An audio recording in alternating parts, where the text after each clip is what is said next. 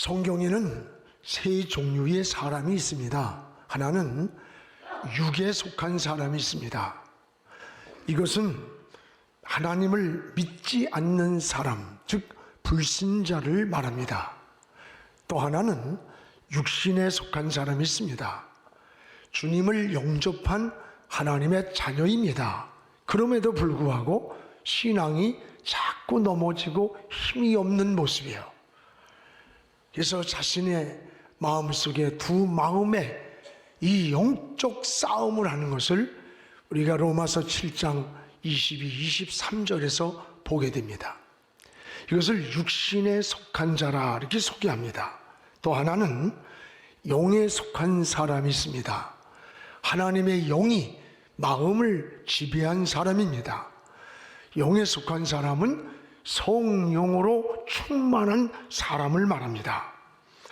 오늘 로마서 8장 5절 6절에 보면 영에 속한 사람은 이 영의 일을 생각한다고 했고, 또 영의 생각은 곧 생명과 평안이라고 말씀했습니다. 우리는 육에 속한 자는 아닙니다. 그러나 여러분은 육신에 속한 자이든지 아니면 영에 속한 자이든지 둘 중에 하나입니다. 나는 어떤 사람인가? 우리는 구원받은 이후의 삶이 육신에 속한 자와 영에 속한 자의 삶이 있는데, 이것은 전혀 다른 삶이라는 것을 알아야 돼요. 우린 예수 그리스도를 나의 구주로 영접하고 믿음을 고백한 구원받은 하나님의 자녀입니다. 그럼에도 불구하고 신앙생활이 잘 넘어져요? 힘이 없어요? 환경에 넘어지고 죄에 넘어지고 감정과 기분에 너무 쉽게 넘어지는 거예요. 이 제자들의 모습이 그러했습니다. 예수님을 따르면서도 너무 쉽게 넘어졌습니다. 예수님의 마음을 이해하기보다 이기적이고 자기중심적입니다. 누가 높으냐 누가 낮으냐 이런 것 가지고 다투고 싸움을 했어요. 그러면 이들이 구원받지 못한 사람들일까? 아닙니다. 구원받은 하나님의 제자들입니다. 하나님의 자녀들입니다. 그럼에도 불구하고 왜 이렇게 힘없이 넘어지고 이기적이고 자기중심적일까? 여러분, 이런 환경에 이런 신앙 상태는 낙심을 잘하게 되고 오히려 갈등이 많습니다. 예수 믿기 전에는 갈등을 몰랐는데 오히려 예수님을 영접하고 나서 갈등이 많은 거예요. 주일날 교회를 오지 않고 놀러 갔다 오면 왠지 마음이 불안해요. 11조를 드리지 않으면 누가 뭐라고 하는 사람이 없는데 마음이 찝찝하고 괴로운 거예요. 왜 그럴까? 여러분, 왜 그렇습니까? 분명한 것은 그 여러분 속에 하나님의 영이 살아있다고 하는 거예요. 구원받은 증거입니다. 구원받은 하나님의 자녀이기 때문에 영의 생명체가 괴로워하는 거예요. 그럼에도 불구하고 세상과 하나님 사이에서 홀터 있게 되고 이 세상줄을 끊어버리지 못하고 죄를 나를 이기지 못하는 이런 환경에 끌려가는 우리의 모습을 부정할 수가 없습니다. 여러분, 이것은 구원의 문제가 아닙니다. 구원받은 그 이후의 문제라는 거예요. 오순절 성령 받기 이전의 모습이 바로 이런 모습이었다는 것을 알아야 돼요. 육신에 속하여 넘어졌다 일어났다 하면서 하나님을 기쁘시게 하지 못하는 모습입니다. 그러면 우리는 어떻게 해야 이런 영적 생활에서 승리로운 삶을 살 수 있을까? 우리는 구원받은 자녀예요. 그 구원 그 이후에 성도의 삶은 어떤 삶이어야 되느냐는 거예요. 성도는 구원 그 이후 사모해야 할 은혜가 있습니다. 바로 성령의 충만함을 사모해야 되는 거예요. 오늘 2절, 3절을 한번 같이 읽겠습니다. 이르되 너희가 믿을 때에 성령을 받았느냐? 이르되 아니라 우린 성령이 계심도 듣지 못하였노라. 바울이 이르되 그러면 너희가 무슨 세례를 받았느냐? 대답하되 요한의 세례라. 오늘 여기 2절에 보면 성령이 있음도 알지 못했다. 영적 무지를 볼 수가 있습니다. 이들은 예수님을 믿는다는 고백을 하며 주님을 영접한 구원받은 하나님의 자녀입니다. 그럼에도 불구하고 넘어지고 쓰러지고 힘이 없는 거예요. 그래서 이들에게 물었습니다. 너희가 세례를 받을 때 무슨 세례를 받았느냐? 우리는 요한의 세례를 받았다.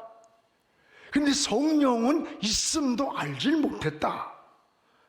오늘 여러분, 우린 구원받은 이후의 삶, 말씀과 기도와 섬김의 삶을 끊임없이 통해서 우린 성령 충만의 은혜를 사모해야 되는 거예요. 그런데 하나님의 영이 우리 마음을 지배할 때만이 우리가 어떤 끊어버릴 수 없는 세상줄을 끊을 수가 있게 돼요. 그리고 버리지 못하는 것을 버릴 수가 있게 되는 거예요. 죽을 물고기는 물결 따라 떠내려가지만 살아있는 물고기는 그 물결을 역류해서 거슬러 가는 거예요. 신앙도 똑같습니다. 영적 생활이 성령이 내 마음을 지배할 때 우리가 떠내려가는 삶이 아니라 이 세상을 이기면서 승리하면서 역류해서 올라가는 것과 같은 거예요. 누가 시키질 않아도 마음속에 주님의 일을 하고 나면 기뻐요. 여러분, 무엇인가 자꾸 하나님께 기도하고 싶어지고 하나님께로 자꾸 나아가고 싶고 하나님의 전을 사모하고 예배를 기다리는 거예요. 아볼로는 어떤 사람인 거 아니? 사도행전 18장 24절에서 25절에 보면 아볼로에 대해서 나와요. 우리 한번 같이 읽어보면 좋겠어요. 알렉산드리아에서 난 아볼로라 하는 유대인이 에베소에 이르니 이 사람은 언변이 좋고 성경에 능한 자라. 그가 일찍이 주의 도를 배워 열심으로 예수에 관한 것을 자세히 말하여 가르치나 요한의 세례만 알 따름이라. 이 아볼로는 유대인으로서 언변이 좋고 학문이 뛰어났고 성경에 능했고 그 당시에 여러분 어떤 철학적 문학적 변론에서도 능히 이겼던 이런 아주 지성인의 목회자입니다. 그런데 이 아볼로에게 치명적인 문제가 뭘까요? 25절에 나오는 거예요. 아볼로는 여기 뭐가 나옵니까? 일찍이 주의 도를 배워 열심으로 예수에 관한 것을 자세히 말하며 가르쳤으나 그러나 요한의 세례밖에는 모르겠다. 요한의 세례만 알 따름이라. 오늘 아볼로는 성령의 은혜를 경험하지 못한 그런 지도자라는 것을 보여줘요. 요한의 세례만 알 따름이라. 다시 말하면 영적인 경험이 없는 거예요. 성령의 은혜를 경험하지 못했다는 거예요. 이 요한의 세례. 그럼 요한의 세례는 뭔가? 이것은 구원의 증표를 말해요. 우리가 예수 믿고 영접한 사람에게 베푸는 세례를 요한의 세례라고 합니다. 이것은 굉장히 중요한 거예요. 예수님도 세례를 받았습니다. 여러분, 신앙에서 가장 중요한 게 뭐냐? 세례예요. 예수 믿는다는 고백을 하는 시간, 구원의 증표로 베푸는 게 세례예요. 그래서 사람이 임종이 올 때 예수님을 영접하게 만들어요. 나 예수 믿는다고 하면 그 즉석에서 세례를 베풀면 그가 하나님의 자녀가 되는 거예요. 굉장히 중요한 거예요. 근데 이 아볼로는 고린도에서 바로 이 물세례, 많은 사람들이 이것을 받고 예수님을 영접했고 구원을 받았어요. 가장 중요한 거예요. 구원의 증거를 가졌던 거예요. 그런데 문제가 생겼습니다. 오순절에 임한 성령의 세례를 알지 못했다. 영적인 무지, 성령의 은혜를 경험해보지 못한 이런 지도자였다는 거예요. 저는 오늘날 목회도 이 성령의 은혜를 경험하지 못하고, 여러분 여기 요한의 세례만 알 뿐이라는 것에 여기서 멈추면 승리로운 목회, 승리로운 신앙, 승리로운 사명을 이룰 수가 없어요. 여러분 신앙생활에 기쁨이 없어요. 즐거움과 감격을 모르고 살아가게 되는 거예요. 이것이 오늘 아볼로의 목표였어요. 아볼로는 언변이 뛰어났습니다. 학문이 뛰어난 지성인입니다.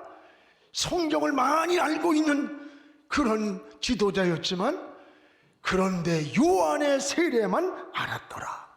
요한의 세례만 알았다. 이런 지성인이었지만은 영적 상태는 하나님의 자녀임에도 불구하고 힘이 없는 거예요. 영적 세계가 무지한 거예요. 오순절에 이 성령의 은혜를 알지 못했던 거예요. 그래서 2절에 보면은 너희가 믿을 때에 성령을 받았느냐 물을 때 우리는 성령이 있다는 말을 들어보지도 못했다. 영적인 무지 때문입니다. 오순절에 약속한 성령의 은혜를 경험하지 못하고, 여러분 목회를 하면 참 사명이 힘이 들어요. 그리고 노동이 되는 거, 노동자는 늘 힘들고 지친 거예요. 우린 직분이 사명이 아니라 무거운 짐이 되는 거예요. 자꾸 주의 일하면서 부딪히는 거예요. 자꾸 시험이 잘 들어요. 쉽게 탈진을 합니다. 본질적인 에너지가 없어서 그래요. 힘이 없어서 그래요. 오늘 여러분의 신앙이 이 세례, 요한의 세례로 멈춰 있는 것 아닙니까? 원래 아볼로는 지도자인데도 불구하고 요한의 세례밖에는 알지 못했다는 거예요. 오늘 구원받은 이후, 하나님의 자녀가 된 이후 여러분의 삶을 어떻게 살아야 되는가를 깊이 사모할 게 있어요. 오늘 우리는 성령의 충만함을 사모하며 살아야 되는 거예요. 그래서 오늘 5절 7절에 우리 같이 한번 읽어보겠습니다. 그들이 듣고 주 예수의 이름으로 세례를 받고 구원받은 이들이 바울이 그들에게 안수하며 성령이 그들에게 임하심으로 방언도 하고 예언도 하니 모두 12사람이 되느냐. 세례를 받아 하나님의 자녀의 증거를 가진 이들이 성령이 임했습니다. 성령이 임하니까 입이 열리고 눈이 열리고 귀가 열리고 이 세상을 이길 힘을 얻었던 거예요. 여러분 성령의 임재를 경험할 때 우리가 예수 그리스도의 증인이 되는 겁니다. 성령이 충만할 때 신앙생활이 승리하고 내게 맡겨진 사명이 즐거워지는 거예요. 우리 교단의 정체성이 이 개혁주의 생명신학 7대 운동이에요. 이건 백석교단의 정체성이에요. 우리 신학의 본질이에요. 여러분 16세기 중세 종교개혁자들이 종교가 타락을 하고 진리에서 빗나갈 때 종교개혁자들은 오다의 솔라를 외쳤어요. 오직 성경, 오직 믿음, 오직 은혜, 오직 예수 그리스도, 오직 하나님께만 영광을 돌려야 한다. 이 신앙의 본질이에요. 우리는 이 5대 솔라 5가지를 우리가 이 땅의 삶의 현장으로, 우리 가정으로, 목회로, 세상으로 어떻게 실천할 것인가, 그 7대 실천 운동을 우리 교단에서 선포한 거예요. 이것이 지금 한국교회를 진동시키고 세계교회를 향해서 거룩한 영향력을 뻗치고 있는 거예요. 그 7대 운동이 하나가 신앙운동이에요. 오직 성경만이 해답이다, 성경만이 길이다, 성경만이 인생의 다림줄이고 머릿돌이라고 하는 거예요. 또 하나는 신학의 회복이라는 거예요. 여러분, 교회의 문제는 교회가 아니라 그 지도자 목사의 문제라는 거예요. 이 목사의 문제는 목사들을 양육하고 키워낸 그 신학의 문제라는 거야. 그 신학의 교수들의 문제고, 그 교수들은 그 신학을 만든 설립자의 문제라는 거예요. 우리 백석대학교 설립자님이 외치는 자기를 향한 이 고백입니다. 맞습니다. 지도자가 어떻게 양육하냐에 따라서 신앙의 방향이 달라지는 거예요. 그래서 우리는 사변화된 이런 신학을 학문이 아니라 예수 그리스도의 생명의 복음이라고 고백을 합니다. 여러분, 지금 유럽 교회가 뭐 다 쓰러져가고, 지금 교회가 술집이 되고 문을 닫고 이슬람 사원이 되고, 또 여러분 술집으로 변해서 교회인데 아주 고마워한 교회인데 저 안에 술집이에요. 저기 지금 이슬람 사원으로 그들이 마치 하나님을 조롱하듯 겉에는 교회인데 그 안에는. 이게 왜 그러냐? 유럽의 신학이 굉장히 발전했어요. 신학이 발전했으면, 지식이 넘쳤으면 교회가 살아나야 할 텐데 교회가 죽어나는 거예요. 교회가 없어지고 문을 닫고 폐쇄하는 거야. 본질을 놓쳤다는 거예요. 생명의 본질을. 이 생명이 다시 살아나야 된다는 겁니다. 이게 여러분, 우리가 신학 회복운동이라고 그러는 거야. 또 여러분, 7가지 중에 하나, 세 번째는 회개와 용서운동, 그리고 영적인 생명운동이 일어나고, 하나님 나라 운동이 일어나고, 나눔운동. 하나님 나라 운동이 뭘까? 우리가 정치, 경제, 사회, 문화, 교육, 우리는 신앙이 교회 안에서만 머무르는 게 아니에요. 교회 안에서만 거룩한 영향력을 갖는 게 아니라 여러분의 신앙은 오히려 이 세상을 향해서 정치, 경제, 사회, 문화, 교육 각 분야를 향해서 변화받은 그리스도인, 무장된 그리스도인이 이 그리스도의 가치관과 세계관을 가지고 정치계를 변화시켜야 되는 거고, 경제계를 변화시키고 법조계를 변화시켜서 그리스도의 가치관과 세계관이 서서 건강한 나라, 하나님 나라를 회복하는 운동이에요. 그리고 우리만 편안하다고 되는 게 아니에요. 나누는 겁니다. 이웃과 나누고. 그래서 기네스북에 오른 그 몇천 명의 피를 헌혈한 데가 우리 학교예요. 나눔의 나눔. 여러분, 누군가 내 손길을 기다리는 사람이 내 곁에 있는가, 이웃에게 없는가 돌아보시기 바랍니다. 그리고 기도 성령운동이야. 기도 성령운동. 오늘 여러분, 지금 우리가 사모해야 할 게 뭡니까? 전 오늘 기도 성령운동에 대한 말씀을 증거하고 있는 거예요. 성령의 은혜를 사모해야 돼요. 신앙생활은 내 힘으로 하는 게 아닙니다. 하나님의 은혜로 해야 돼요. 은혜로. 사랑하는 여러분, 예수 그리스도를 나의 구주로 고백한 여러분들은 이제 여러분 구원받은 자녀가 된 우리는 여기서 멈춤이 아니에요. 우리는 성령의 은혜를 사모하며 사는 거예요. 성령으로 충만할 때 영적 생활이 승리하게 되는 거예요.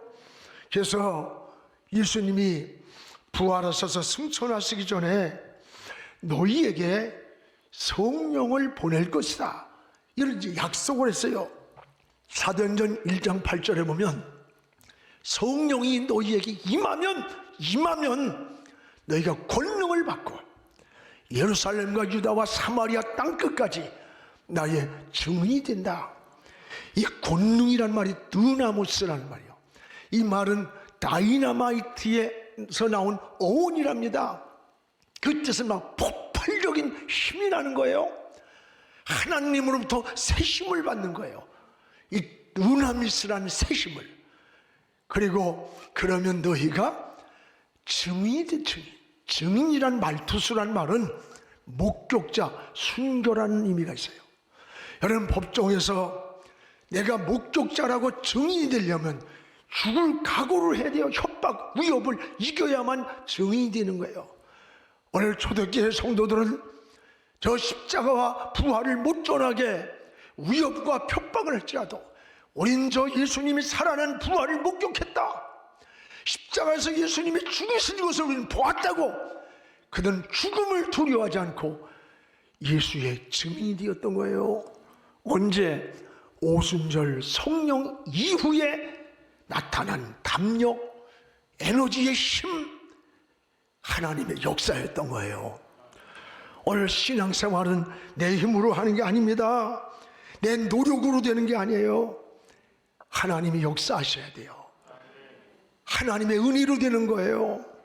여러분, 전에 교회를 부인이 전도를 해가지고 이분이 교회를 나왔어요. 근데 한 번만 가자고 했는데 뭔가 마음에 와닿더래. 그래가지고 저녁에도 오고 초대도 나오고 그래요. 한 6, 7개월 됐는데 원래 그래요. 목사님, 큰일 났어요. 큰일 났어요. 식사를 하자고 그래서 같이 하면서 얘기를 해요. 그래서 하는 말이, 제가요 하루에 담배를 2갑씩 피웠어요. 2갑. 근데 이 폐가 너무 안 좋고, 그래서 병원에서 담배 끊지 않고는 당신을 치료할 수가 없다고 한다는 거야. 끊어야지라면 그날은 3갑을 핀대. 사람이 결심하면 더 생각이 나는 거라. 그런데요, 2주 전서부터 이 속에서 담배를 이렇게 물으면 속이 메색메색하고 마음이 많이 어둡고, 꼭 예수님 내 안에 믿는다는 고백을 했는데 예수님 얼굴에다가 담배 연기를 팍 뿌리는 것 같은데, 그리고 났는데 담배를 물으려고 하는데 써서 받질 않는데. 여러분, 은혜는 이런 거예요. 노력도 중요하고 결심도 중요하지만 그것만 가지고 되는 게 아니야. 하나님의 힘을 줘야 돼. 너희가 권능을 받으면, 하나님의 성령이 임하면 세상 줄이 끊어지고 죄의 줄이 떠나고 어둠의 자리에서, 더러운 자리에서 그 자리를 일어서게 되는 겁니다. 이게 하나님의 은혜입니다. 여러분, 신앙생활을 내 힘으로 하려고 하고 주의 일도 내 힘으로 하려고 하면 자꾸 부딪혀요. 스트레스 받아요. 시험이 찾아오고 고통이 많아요. 우리는 하나님의 은혜로 해야 됩니다. 하나님의 영이 감동할 때 우리가 봉사가 즐겁습니다. 행복한 거예요. 주의 일이 즐겁고, 중창단이 즐겁고, 성가대가 즐겁고, 교사가 즐겁고, 주의 일을 하고 나면 너무 기쁜 거예요. 일주일의 삶이 행복한 거예요. 오늘 아볼로가 말했던 요한의 세례에서 우린 더 나가야 됩니다. 이 요한의 세례에서 구원받은 자녀로 멈추면 안 돼요. 오순절에 임했던 성령의 세례를 사모하시기를 주의 이름으로 축원합니다. 여러분, 사도행전은 성령을 통한 사도들의 행적이에요. 행적. 이것은 지금 멈춘 게 아니에요. 우리는 지금도 끊임없이 사도행전의 역사를 사모하면서 나가야 되는 겁니다. 사도행전은 28장에서 멈춘 게 아니고 29장을 써내려가는 거예요. 사도들의 성령을 통한 행적은 끊임없이 우리 주님 오실 때까지 이루어져야 된다는 것을 깨닫기를 축복합니다. 그래서 성령은 우리의 스승이 되신다 그랬어요. 요한복음 14장 26절에 보면, 같이 한번 읽읍시다. 보혜사 곧 아버지께서 내 이름으로 보내실 성령, 그가 너희에게 모든 것을 가르치고 두 번째 내가 너에게 말한 것을 생각나게 하리라. 보혜사가 우리의 스승이 되셔서 성령이, 그분은 우리를 가르쳐 줍니다. 여러분, 몰라서 잘못되는 게 많아요. 또 여러분, 우리에게 모든 걸 생각나게 해주신다는 거예요. 베드로가 닭울음 소리에 간밤에 하신 예수님 말씀이 생각나서 밖으로 튀어나가 통곡을 하며 울었어요. 오늘 여러분, 예수님 말씀이 생각났던 닭울음, 하찮은 닭울음 소리에 이 생각나게 하신 게 우연한 기억이 아니에요.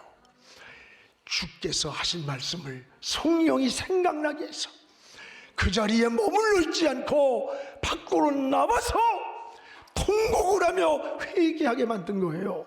그렇습니다. 오늘 사랑하는 여러분, 우리가 죄악의 길을 걸어갈 때, 여러분이 잘못된 길을 걸어갈 때에 주의 말씀이 생각나게 하는 거예요. 그래서 돌이키게 하는 겁니다. 이게 성령이 하시는 거예요. 우리는 넘어질 수 있어요.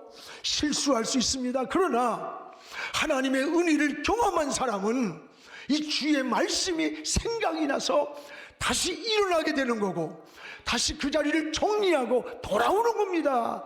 이게 다른 거예요. 구원 이후 여러분의 삶이 바로 성령 충만한 삶이 되기를 주의 이름으로 축원합니다.